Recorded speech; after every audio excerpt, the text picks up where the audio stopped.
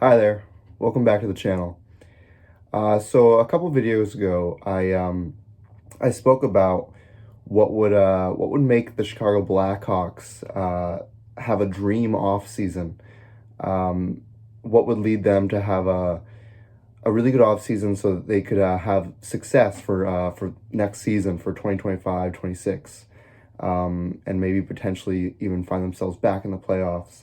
And the number one key to success that I found was that I think they should find elite help for Bedard's wing, or at the very least, get another elite option in the top six. So today I want to talk about all free agent options, both RFAs and UFAs, for the Chicago Blackhawks in the offseason. So yeah, let's just get right into it. I want to start with the UFAs first.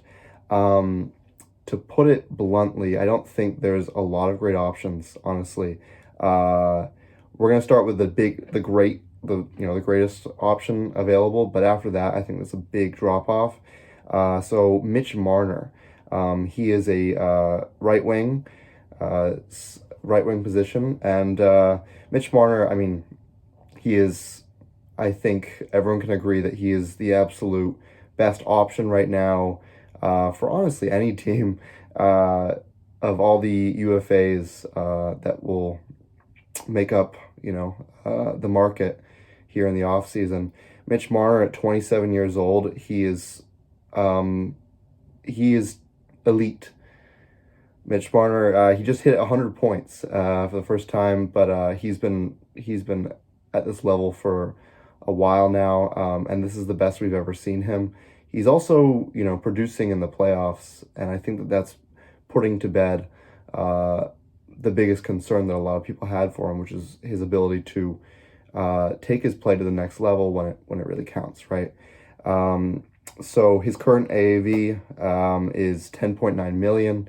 It's gonna go up if he reaches the open market, and if the Hawks were to truly send an offer his way to potentially, entice him to get over here. I think that we're looking at least 12.5 mil per season, and I'm guessing the Hawks are going to try and lock him up for a while. It could be 8 years.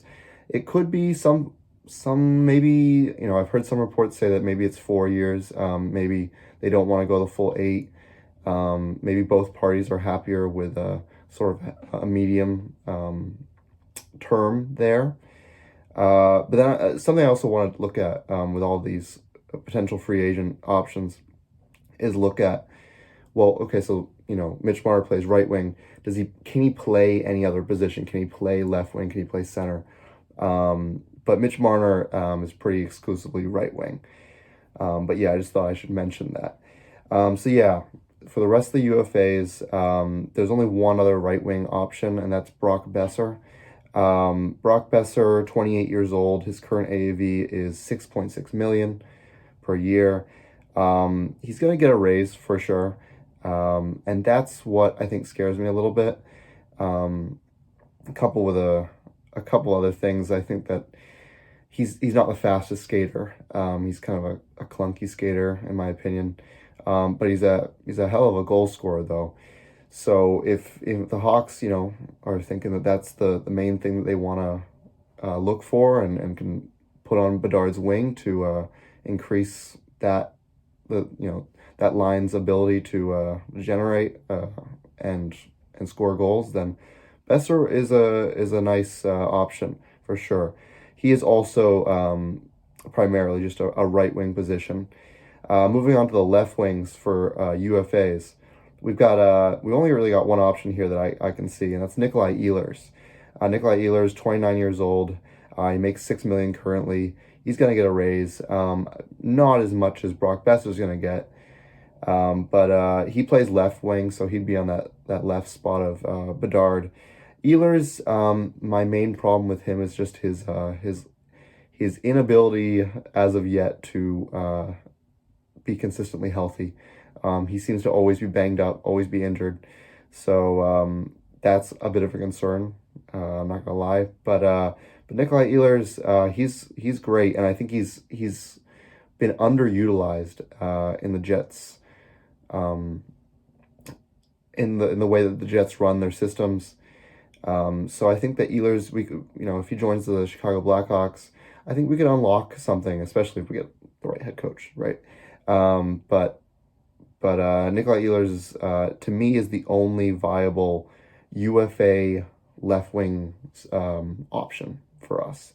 And then there's two more UFAs that I could see, but this is in the center spot because I do believe that Frank Nazar, we know him, we love him. But if the management, if the coaching staff decides that they'd rather have Nazar on the wing, whether that be Bedard's wing or maybe the second line wing, instead of center spot, that kind of leaves a gaping hole at the second line center position. And if we decide to go the UFA route for that, I could see Matt Duchene filling that hole quite nicely. Matt Duchene, he's 34 years old, so he's getting up there, but if you're looking for someone who's cost effective, he's only making 3 mil. He's going to make probably more than that, but with age, with him getting up there in age, he's not going to make too much more than that. So you could get him a nice price. I don't think the Hawks are too concerned with that. They have a ton of cap space to play with here in this offseason. But Matt Duchene, what he's been doing with the Stars is remarkable. He's truly a great center still in the NHL. And a great thing about him is he's also versatile. He can play left wing. So if we, let's say, in the draft, we get someone like Michael Misa, and Michael Misa plays right away in the NHL, and they want to experiment putting him in that center spot. Well, then Matt Duchene can just go right up on that left wing spot and put him on the second line or the first line with Bedard. So Matt Duchene is definitely an option, I think, in terms of a UFA center that we might be looking at. And the last UFA I want to look at, also a center, and also up there a little bit in age, Brock Nelson, 33 years old. He's currently making $6 million. He will get an upgrade in pay. He can play left wing as well. So both Matt Duchene, Brock Nelson, pretty versatile. They're both older, so they definitely wouldn't be here, for, when the Hawks are trying to win championships. But I like them as, filling a need that doesn't have to be either just for 1 or 2 years either. It can be for 3 or 4 years, and it wouldn't be some uncomfortable spot we'd be in at the end of that. So yeah, so Matt Duchene, Brock Nelson, Nikolai Ehlers, Mitch Marner, and Brock Besser being the UFAs that I would expect the Chicago Blackhawks to take a look at. But moving on to our restricted free agents, this is a little bit more of a deep pool of options here. So breaking it up again, we go to the right wings. We've got 3 options here, and if I'm being completely honest, I don't love all the options here. Now, just to recap, the RFAs, how would we get them? Well, I think there's the 2 major ways we could trade for them, obviously, but a lot of these guys, they're quite coveted by their teams, especially because all of them are young, right? All of them are haven't maybe shown their full ceiling yet in the NHL, and so their teams that own their rights still are probably very high on them. So I think that if we were to get these RFAs, unless we have a really nice enticing trade offer for them, we might have to go the offer sheet route. And I know some fans are in support of going that method, but some aren't due to the picks that we would have to give up in order to offer sheet a really valuable RFA. But it's just something to keep in mind as we evaluate who we want to bring in. So yeah, back to the right wing options. We have Matt Coronado on the Flames. He's only 22 years old. He's currently making 1.4 mil per year. I'm going to be honest, I don't know how versatile he is. I don't know if he's been able to play left wing or center position. But Matt Coronado, he's I don't know if I'd classify the season he's had so far as a true breakout year, but he's definitely, he's caught my attention. He's definitely someone that, has not reached his ceiling yet. He's got a lot more to prove. Then we've got Jack Quinn on the Buffalo Sabres, only 23 years old right now and currently making 1.7 million per year. From as far as I know, he only plays the right wing. Jack Quinn, when he was drafted, I was very high on him when he was drafted. I was like, oh yeah, Jack Quinn, he's going to be a threat when he matures and gets a more of a sense in the league. So far, I would say that Buffalo Sabres fans would probably be in agreement with me that he hasn't been exactly the player that a lot of fans were hoping he would become uh, yet. And management might be, you know, Buffalo, they need to win yesterday. So they may be looking for more ready uh, now talent, a little bit older talent. And they may be willing with they've got a great prospect pool as well. They might be willing to part ways with Jack Quinn in a trade, and maybe the Hawks can think to themselves that they could unlock something in Jack Quinn. So yeah, he could be another option there. And then the last right wing option in my mind, excuse me, is Mackie Samoskevich from the Florida Panthers. Now, he is turning heads over there in Florida because he is, he's just doing very well for someone who he was definitely the best prospect in their pool over there in the Panthers land. But he's, even when fully healthy, he's managed to stay in the top six over there for Florida. So very, very impressive. He's only 22 years old. He's making, 925,000. He's still on that ELC. And he can play left wing. So, you got some versatility there as well. So I think that those are some really nice options there for the right wing position. Should the Hawks look at that on the RFA list? Moving on to the left wing position for the RFAs, you've got four options here that I could see the Hawks going after. You've got Fabian Zetterlund, who is now on the Ottawa Senators. They traded for him from the San Jose Sharks at the trade deadline. He's 25 years old. He makes 1.4 million per year, and he can play right wing. So again, he can play either wing. That's pretty valuable. Sometimes it can be hard when you've only got a guy who can play only one wing, and then you have to keep him there. So then there's only four lines, and if they can only produce in the top six, there's only so many places they can play. So it's good that you can switch wings like that. Fabian Zetterlund, I'm going to be honest. I don't know why the San Jose Sharks felt like they had to trade him, especially with the return they got. I don't think it was that crazy. So I think the Senators definitely got a steal there. But if the Hawks can somehow, if they were to go the offer sheet route and take Zetterlund away from the Senators, I wouldn't be upset because I think Zetterlund's a very nice player. I don't think he's hit his ceiling yet either. I think he's got more in him. But then moving on, I think that we do get a jump in the, how do I put this?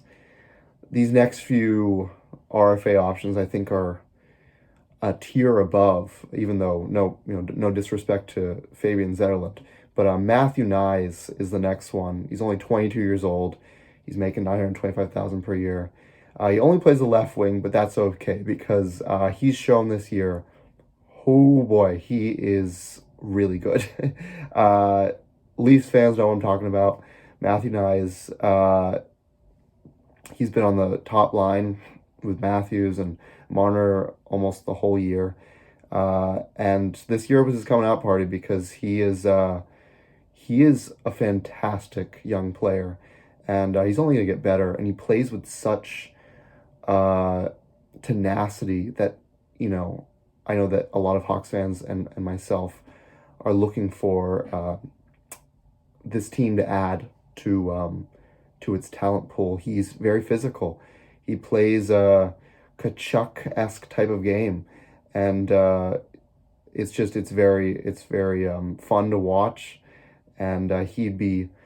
Now look, I say Matthew Nyes, but the odds of getting him, I admit, are somewhat low.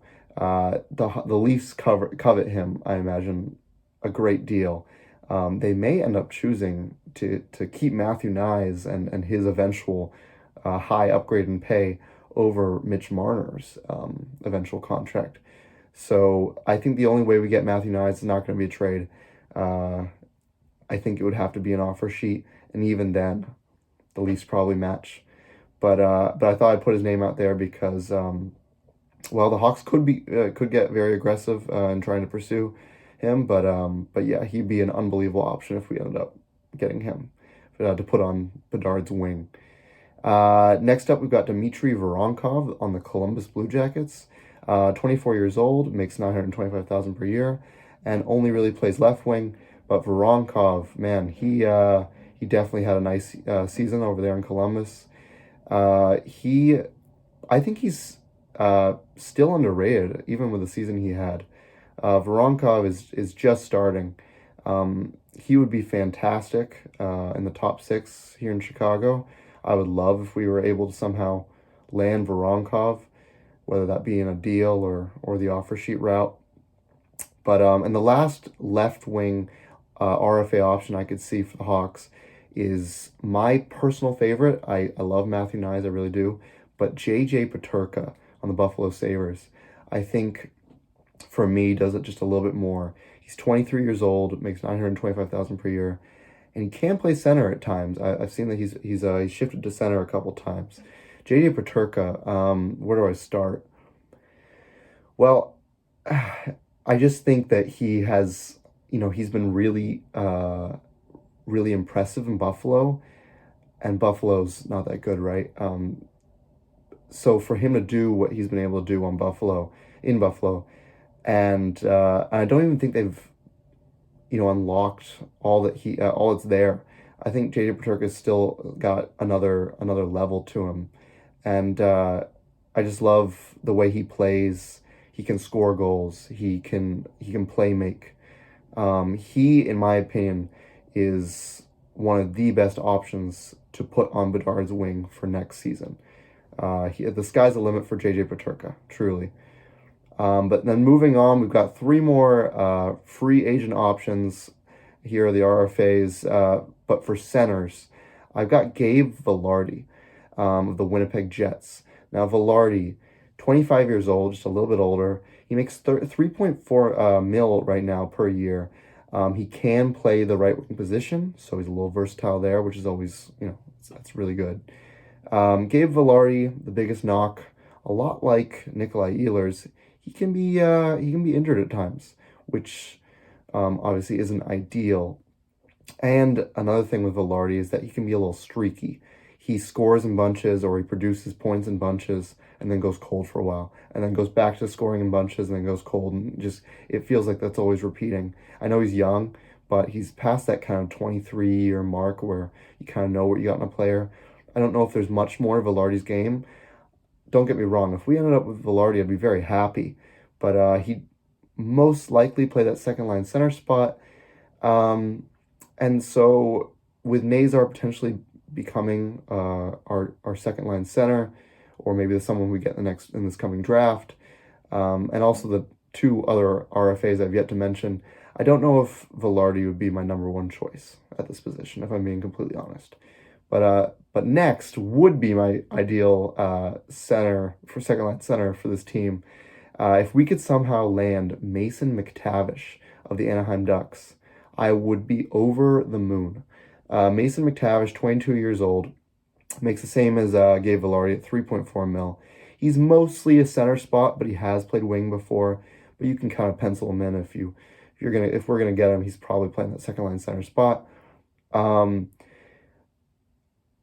In all honesty, the reason I even mention him, I shouldn't mention him because any team, the Ducks, having him already, they should have locked him up. But if I'm a Ducks fan, I'm a little worried because I know that he's fired now, but Greg Cronin, their former coach, was saying earlier this season how they view him as more of a grinding center, more of a third line center, checking center, instead of, that kind of elite talent that belongs in the top six. And that really raised my eyebrows, because I would absolutely not try and pigeonhole him in some third line center checking spot, because I think that the sky's the limit for McTavish. When he was drafted at third overall, in the year that he was drafted, I was very high on him. I just love his game. I love everything about him as a player. I think I think he can do it all, and I just think he's the kind of player that the Hawks would truly need on that second line center spot. So, if they decide to put if they decide to put Frankie Nazar on that wing spot next to Bedard and keep him there, which, if I'm going to be completely honest, is what I prefer. I think that they've been dynamic together. So if we could bring in Mason McTavish, that's already a win. That's a successful offseason if we were to land him. But yeah, and then moving on to our last RFA and last free agent option overall, in my opinion, for the Chicago Blackhawks, I have Marco Rossi of the Minnesota Wild. He's 23 years old. He makes 1.7 mil per year. He's really only a center spot position. He's Marco Rossi is a very interesting player to discuss because I do think the sky is the limit for Rossi. I just don't know if I see him reaching that limit. Rossi, when he was drafted, I was very high on him as well, because all of the attributes that he has just make him such an exciting player. But unfortunately, he was dealing with he was dealing with COVID, and it really affected him. He lost a lot of playing time. And then, he hasn't been bad in the NHL by any means. But at 23 years old, I'm just worried if we were to give up the farm for Rossi, in a trade or the offer sheet route. I worry that at 23 years old already, has he shown all that he has? I worry that with the time he missed, is he going to turn to that player that that a lot of people thought he was going to turn into when it was in the draft? So I'm not saying don't go after Marco Rossi, but I want the management and Kyle Davidson to be sure that he's their guy if they do decide to pursue him. So yeah, I just want to get on here and I'm always thinking about how Kyle Davidson and co can make this team better, and I'm really looking forward to next season. So I want to talk about all the free agent options that the Hawks may decide to pursue in this coming off season. So yeah, thanks so much for watching, and I'll see you all in the next one. Bye bye.